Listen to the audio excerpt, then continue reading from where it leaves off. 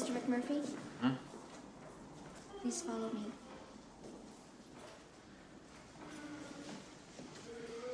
You may, Chief.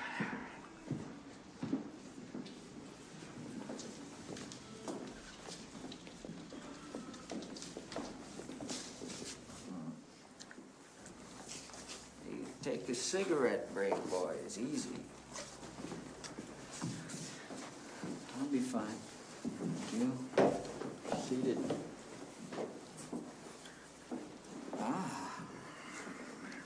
Could you sit up, please? Sure. Love to. Oh, boy. There might be a little fluid in them boots, you know what I mean, boys? Just a little leak. Light shine, boys, and send the specimen to Nurse Ratchet. You know what I mean? Huh? All right, out with your gum. Huh? Out with your gum.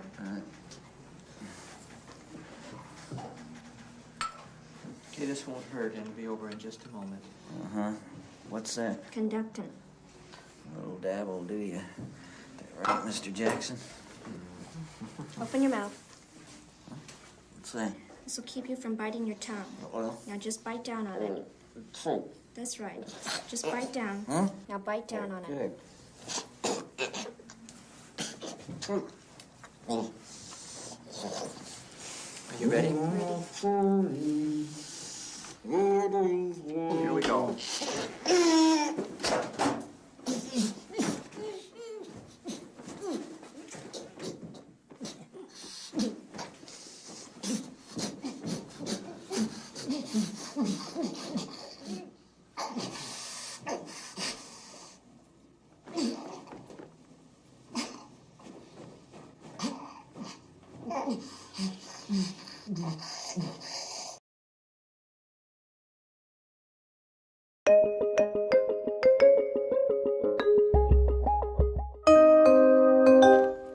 Paul has been suffering from extreme anxiety and depression for almost 20 years. There's no interest in the normal things that I was doing. It's just been getting steadily worse.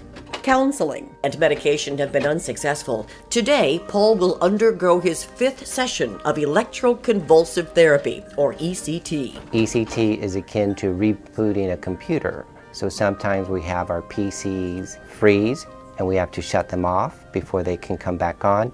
ECT probably does something similar to a patient's brain. Electroconvulsive therapy was once called electroshock therapy, and it brings to mind for many of us the negative images of actor Jack Nicholson in the movie One Flew Over the Cuckoo's Nest. I remember the movie very well.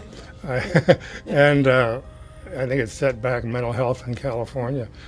But it's not like that. I ask you to take a couple big deep breaths and pick out a nice pleasant thought or dream, and we'll see when you're all done, okay? UCLA has one of the largest ECT programs on the West Coast and one of the most respected. ECT takes about 20 minutes. It is now done under anesthesia and with muscle relaxants to keep patients safe. Patients are asleep for the session.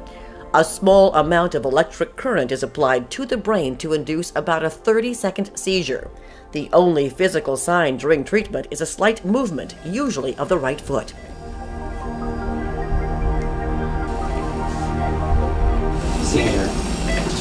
The seizure that occurs with ECT is not like the pathological seizure that occurs in epilepsy. The seizure that happens in ECT is quite therapeutic, and there is no evidence that a seizure as applied in ECT promotes any kind of brain damage. ECT is the most effective treatment for major depression known to exist. ECT helped Vietnam vet John Wyatt overcome suicidal thoughts related to post-traumatic stress disorder. Like I say, ECT helped a lot because it's kind of like started getting, a whole lot better because I started taking the showers and shaving and the whole bit. And I wasn't doing all that stuff before because I was just so depressed. They made you feel like you wanted to live, so. Orlando Skandrick suffered 5 years with paralyzing treatment-resistant anxiety and depression. I didn't want to do anything. I lost all interest in everything. You just can't imagine, I don't know how many times I heard, just snap out of it. Nothing's wrong with you, snap out of it. This is me when I first got back to work. Orlando, too, underwent ECT at UCLA. I work on oil rigs. When I left UCLA. I told the doctor I wanted to go back to work, and he just couldn't believe it. He said, "You serious?" I got peaks and valleys, but I'm able to pull myself out. I'm able to pull myself out. UCLA is at the forefront of ECT research. Dr. Espinoza and Dr. Catherine Narr have been awarded a major grant from the National Institute of Mental Health. Using the most sophisticated brain scans at UCLA's Laboratory of Neuroimaging, they hope to one day predict who will respond best to ECT and who will suffer a relapse of depression after a course of ECT. One of the things we know about ECT and the likely reason for it being one of the most effective treatments for depression is that it can change brain chemistry, blood flow, and the way different brain regions communicate with each other. So what we're hoping in the future is that we can use these advanced imaging techniques to predict how a patient might respond to ECT in the future and if they might benefit. There are side effects to ECT. Mostly it is short-term memory loss. Patients often come 3 times a week for about a month. UCLA treats up to 20 patients a day. We see folks who are doctors, lawyers, actors, directors, nurses. We see everybody because depression is an equal opportunity offender. I love my job. When patients come in catatonic, so depressed, and the ECT helps, it's amazing, the person that's inside there. Everything went fine. Good. You did really well with your treatment, and you're getting dressed and going to be ready to go home. Okay. Thank you. Okay, see you next time.